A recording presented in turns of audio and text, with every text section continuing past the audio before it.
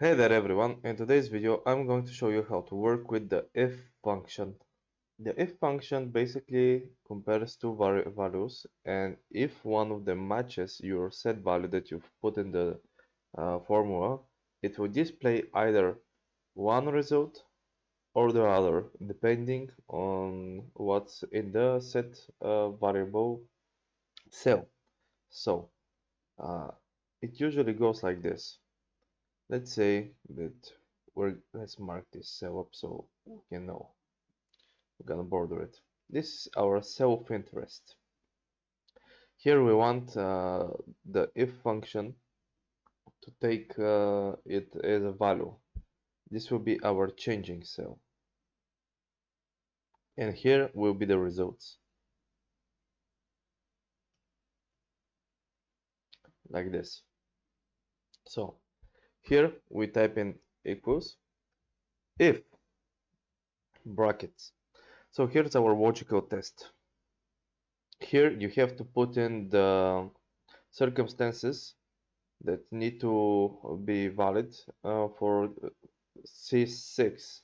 For example, let's say if C6 is equal to 6 itself, then semicolon. Now you have value if true. Here you type in what you want that cell to be,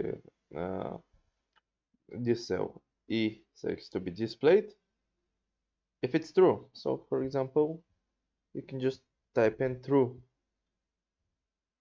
like this, and if not, you just type in false. It goes down, and as you can see now, because there's nothing here, it's false because it's not 6. But if you type in 6, oh, I wrote true. Yeah, I meant to write true.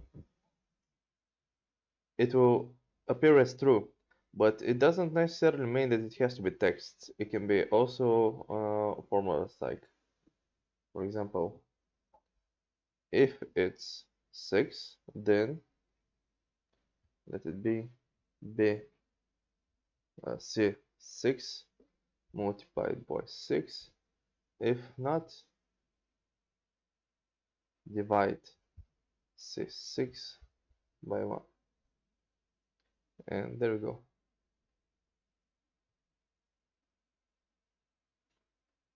And you can even, as I showed you, you can use this directly in the formula or any other.